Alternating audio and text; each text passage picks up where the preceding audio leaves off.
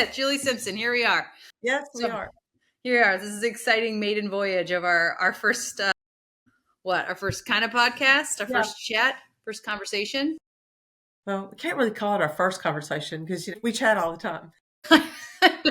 And we call each other and we send memes and we talk about what's going on in life. So we were going to talk about the Tennessee HIMSS. Oh, yeah, that's right. So we went to an event this past weekend, Ronin Consulting. We were a sponsor of this event. This is the second time we've done this event, this HIMSS event. And it was sold out this year, which is the first time I think they've ever had it sold out, right? Yes, that's what Justin told me. And the hallway said it was sold out. They had over 300 people who were in attendance, plus some of the speakers. Some of the speakers were in attendance and some came just to, present, obviously. And there were a good number of vendors there as well. But first impressions, I thought the vendors were very engaging. Obviously when you and I are there, we like to kind of go around, especially you, and get to meet all the other people at their booth space and find out what do they do? What does their company do? What's their product or service? We like to scope the tables and kind of see what kind of goodies they have. I will have to say the swag this year was on point. I want to say the swag was good this year. The swag was really good. I'll say that everybody kind of stepped up their game. There was hats, there was notebooks as usual, but somebody brought $5 donuts. So there was some good stuff. I'm not saying that swag makes the event, but if you've sat at a booth like I have, I want to say that it does leave an impression, and some really nice cups. So, I mean, that's not the most important thing, obviously, but what about the caps? We always talk about caps. Yep. Caps, because, the inside scoop is Ronin Consulting is really big on wearing baseball caps. Most everybody works from home. Mm-hmm.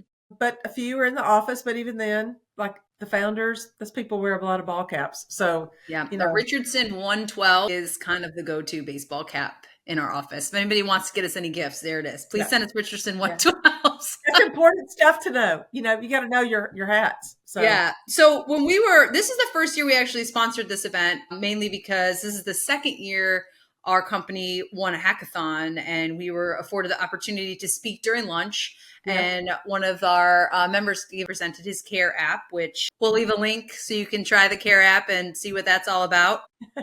The event went over really well. I think a lot of people really responded to it, reached out to both of us about CARE.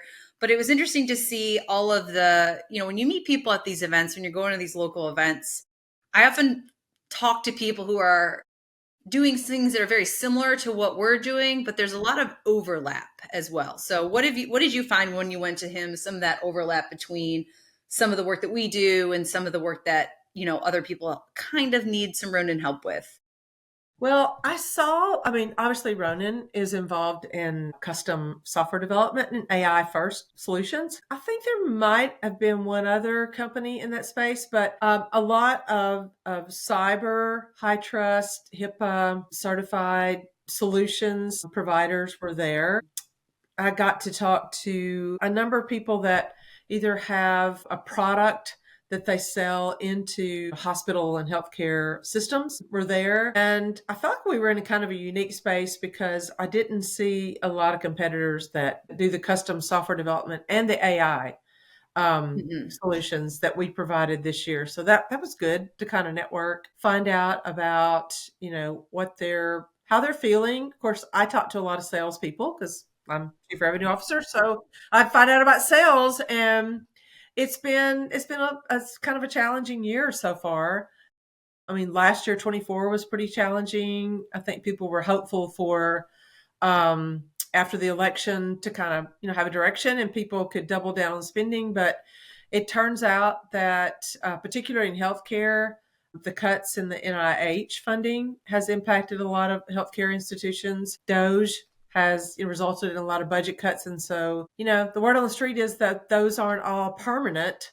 They've just put a freeze so they can assess the kinds of initiatives that they want the government to invest in. So hoping to add those back. So in the meantime, I think it's really making companies only spend money on the highest priority items. The things that are going to get them biggest bang for the buck, a very high ROI. And it felt like there were a lot of AI leaning solutions.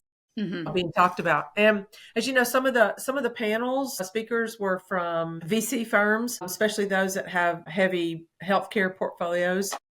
So it was interesting to kind of hear about some of the headwinds some of the VC firms were having. But when you talk to some other investors, they're like, there's still so much demand for any product or service that's AI related. There's a lot of investment money going Yeah. into those initiatives right now. Yeah.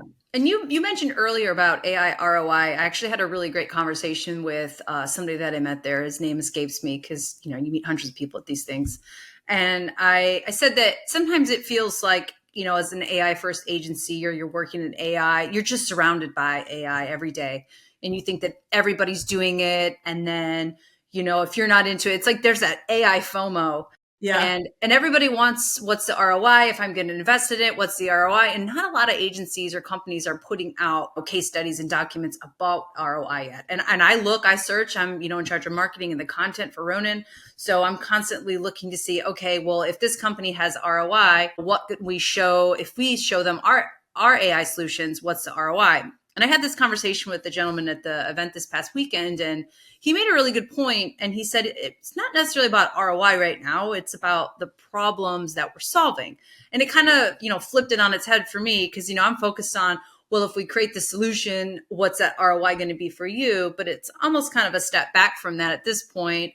It's what problem are you having, and how can we step in and solve that problem for you? Maybe the ROI might not be apparent right now, or in a month, or a couple, however long in the future, but we'll be able to solve that problem for you, and we'll be able to find whatever that measurable is as we move down the line. So I just thought that was an interesting thought when I was focusing so much on, well, if you're going to spend this much money, what's that return right away?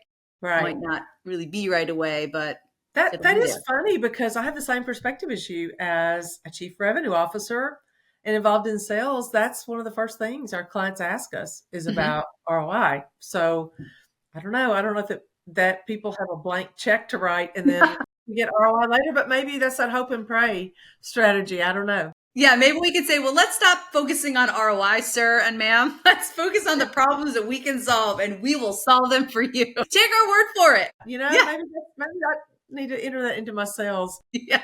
Take tactic. that into the sales pipeline, because Yeah. marketing thinks it's a really good idea. Because Yeah. marketing will go out there and find that problem, and then we'll write words to solve it, and then there you go. It's all that's what You need like a marketing specific Ronin hammer that you just hit problems or some kind of whack-a-mole bat that you something, anything.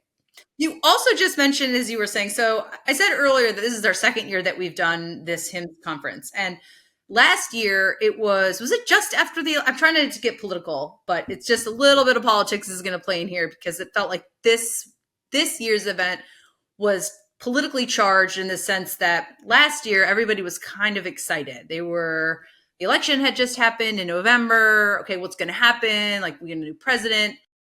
Fast forward to a year later, it seemed like everybody was just like, there was just this feeling of just nervous energy, because you sat in all the panels, most of them. I was mostly outside with the vendors and in and out, but was there a little bit of that uncertainty in some of the panels with budget cuts and all of that as well?